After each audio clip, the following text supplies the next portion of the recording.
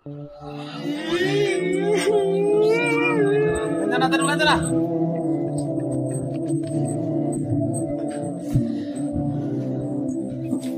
আলাইকুম। আজকে শুক্রবার দিন, আশা করি সবাই ভালো আছেন।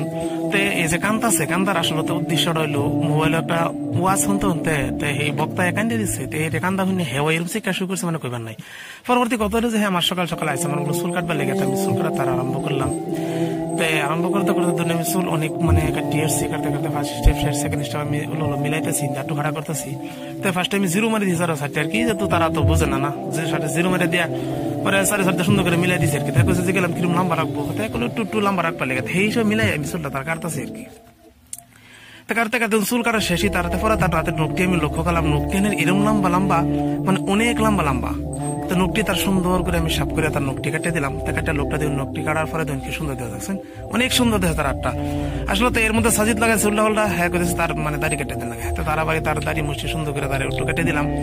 তো কেটে দেওয়ার পরে আসলে তো ভিডিওটা এতিরই আজকাল লেগে আর কি। তো যদি ভালো লাগে ভিডিওটা সবাই শেয়ার করে দেবেন আর কি।